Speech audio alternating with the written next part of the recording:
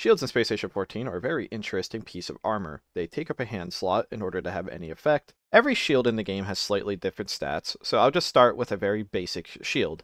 The Riot Shield. It takes 90% of blunt/pierce and heat damage, and all shields in the game block 50% of incoming damage. So what that means immediately is that if you theoretically shoot a 100 damage bullet, the shield would take 50 and the user would take 50. It effectively cuts away half the health of a bullet away from its host, or whatever the damage type may be. So the higher HP a shield has, the more effective it is at extending your HP, and of course using it against the right damage resistances. Here's an MK58 bullet at 35 auto, does 16 piercing. This is something of the Riot Shield. Remember, Riot Shields take 90% pierce damage and block 50% of incoming damage. And just to keep it very simple, always just consider if you're shooting somebody with a shield, you're always going to do exactly half the damage of whatever you're hitting them with until the shield is broken.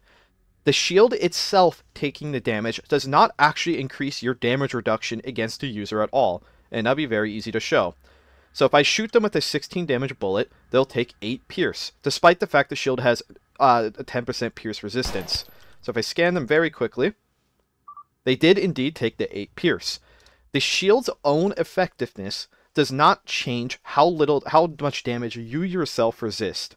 And I feel like that's very confusing, and I think shields have a very large misconception due to this. I think people think that certain shields are just, they make you invincible, when in reality, the damage reduction of the shield isn't all that important. It's how much HP the shields have. And then of course there's special properties on shields, which we'll get into really quickly. So if we examine the shield, we can very easily find out that the shield is indeed taking 10% less pierce damage. It took 7.2 damage from a 16 damage bullet, because the user will always take half, so the other half is distributed. The person using the shield always takes half damage. Just pretend that damage doesn't exist. So now you're working with just the half equation, so we have 8, and then 10% of 8 is 0.8, so we only did 7.2 damage total.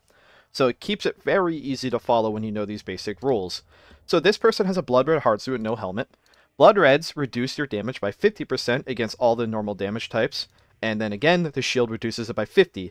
So we will essentially, if a Syndicate or a Nuki, whatever, has a Blood Red, we'll only do 4 damage to them, because the suit will reduce their half, and the shield takes away half. So we'll be hitting them with only 8 of the 16 damage, and then that 8 is reduced by half. So damage is actually really simple to follow. If I shoot them, we can easily confirm they only took 4 pierce. You heal naturally in this game, but you can see they took the 4 pierce.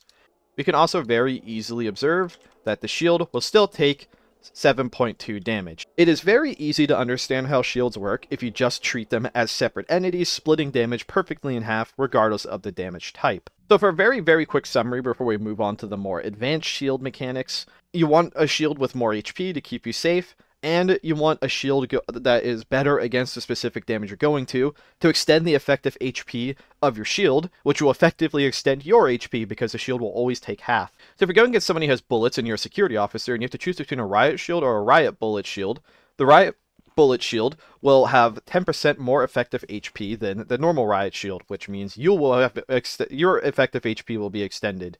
So just something to keep in mind. I think hopefully I'm explaining in a way that makes it simple. It's really a simple math problem. You just divide damage in half and then take the damage reductions on each shield and yourself individually, meaning you can get extraordinarily tanky in the right circumstances. Energy shields are by far one of the strongest items in the game, and I myself will probably nerf them after this video.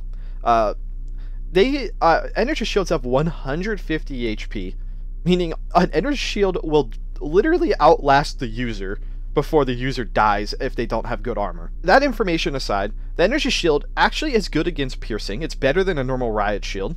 This also has way more HP. And something that isn't apparent here is that energy shields actually have a reflect chance, and that reflect chance is incredibly high. 95% of all energy shots will be reflected, and if a shot is reflected, neither the user or the shield will take damage. So if you have a laser rifle, you only have a 5% chance of actually even hitting your target. So just to double examine, they did not take any heat. They still have the pierce from earlier, I didn't heal them. And if we examine their shield, indeed, no damage is taken. So the energy shield basically makes you immortal to energy-based weapons, and even if you are to be hit by a laser weapon, the shield itself would take very little damage because of high resistances, and then of course you'll take half reduced by whatever armor you're wearing. So energy shields are just absolutely disgusting for any form of combat. They more than double your health on top of whatever armor you're wearing. So like a Juggernaut with an energy shield is borderline unkillable with normal conventional methods at least. So just something to keep in mind with that. It's quite crazy. Also, just to quickly cover this, I did say I was going to cover being deployed. Deploying a shield just makes the shield better. So like if I deploy a riot shield, the riot shield will actually take all of the damage, and then every shield in the game will have increased damage reductions. Normally they get flat reductions, like the riot shield gets 1 flat against the combat damages, and it gets better than all the against normal damages. So deploying a shield will make you take an extra bullet or 2 and keep you completely safe from damage, but it will break the shield quicker because of this. So in certain circumstances this could be really useful, but typically you don't want to ever stop moving in this game. But with an energy shields have so much HP. Like, let me just grab an energy shield and deploy it. So deploying myself with an energy shield, it gets flat reduction to this pierce for whatever reason. It reduces pierce by half. So essentially it would take 300 pierce damage to destroy the energy shield before you even start damaging the person using the shield, because the damage would be cut in half. So like if you get shot with a 100 damage bullet, you would still need to land 3 of those 100 damage bullets to even break the energy shield to even start hurting the user. So at this point, if you deploy the shield and you're really good at deploying your energy shield, it doesn't matter if you're in a Jug suit or in an Agent suit, you will take no damage because the shield will take all of it. People don't often normally block because you can't move, but one really useful benefit of doing this is that you can't really be shoved over. I don't even know if it's possible. And you block, like, you physically will block this tile. It's like tile-based movement. People have to quite literally break your shield to get past you at this point. So if you're a Nuki trying to block a doorway and only people who are up against you have lasers or something, you can literally just deploy the shield, and if somebody surprise attacks you with a gun, they won't even hurt you because the shield will take all the damage, giving you plenty of time to react, either just by shooting back, because like you can sit here deployed and shoot like a little turret, or you could just undeploy and move. So deploying is really, really powerful, especially with higher HP shields. And just to close the video, I'll just quickly give you the numbers on shields.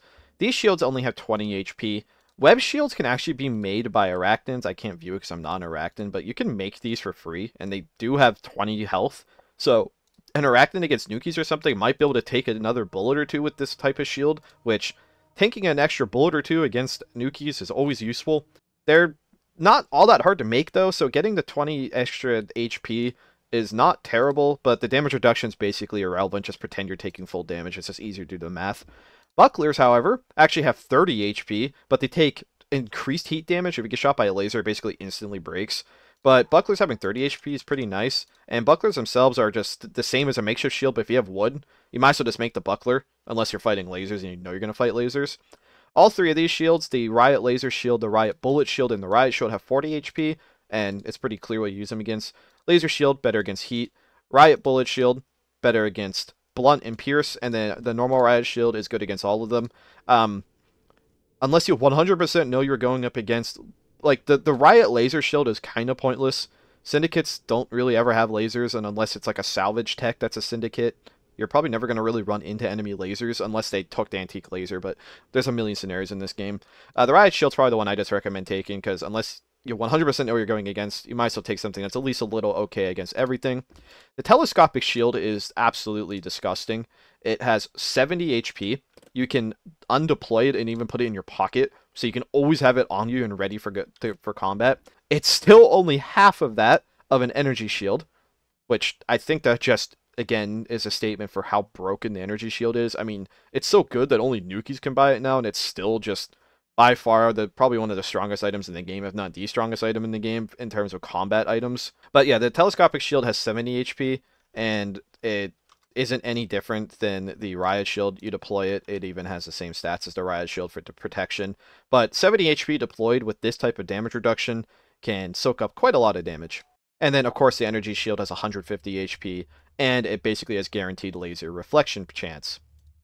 So that covers all of the HPs of the shields, and I know this is going to be a question, so I might as well just cover it very quickly.